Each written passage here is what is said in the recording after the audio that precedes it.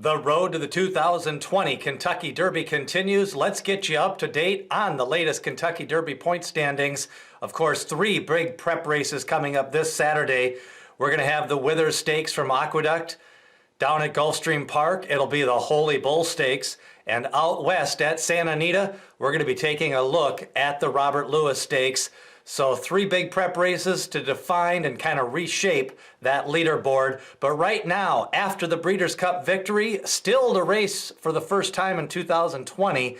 And as of right now, no real race pointed. Probably the San Felipe, maybe the San Vicente later on this month. But Storm the Court leads the point standings with 22 points on that Kentucky Derby trail. Enforceable, the winner of the Lecompte Stakes at the fairgrounds. His next race most likely going to be the Risen Star Stakes, but the full brother to Mohe Men has 13 points now after that Lecompte Stakes victory.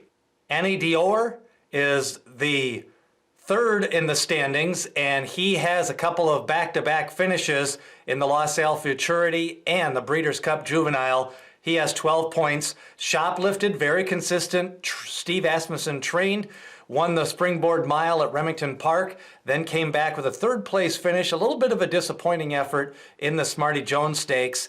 Meanwhile, 5th in the standings, 12 points, Tiz the Law. He'll get back running this Saturday at the Holy Bull. Looks like we're going to have roughly a 7-horse field for the Holy Bull Stakes, and Tiz the Law most likely going to be favored. Of course, disappointed at last time out, 3rd in the slop at Churchill Downs, had a rough trip.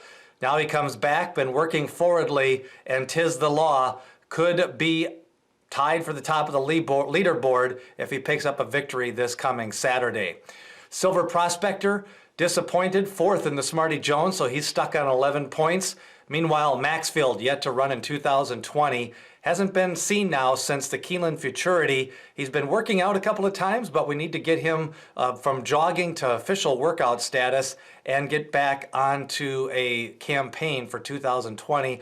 I'm not quite sure yet that Maxfield is really pointing for the Triple Crown races until we see a good 5-furlong workout of him. 8 Rings, another one who decided to opt out of the La Salle Futurity. Bob Baffert ended up running 1st and 3rd in it anyways. So 8 Rings, it looks like we may see him in the Rebel or the possibility in the San Vicente.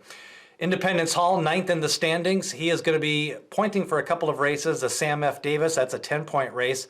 That's on February the 8th. Or we have the Risen Star Stakes on February the 15th.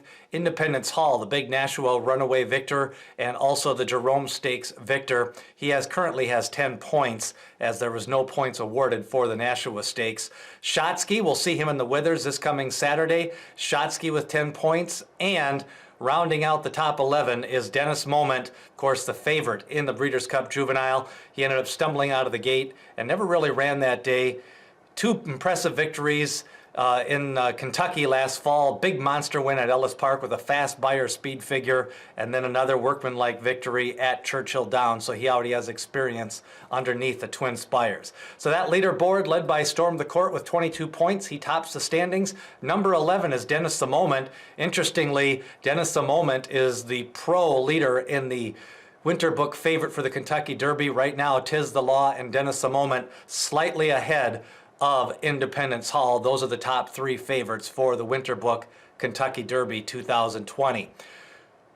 What do you think of Storm the Court? Is he going to come back and be a dominating 3-year-old? Also, who do you like of Tiz the Law, Maxfield, Independence Hall, and Dennis the Moment?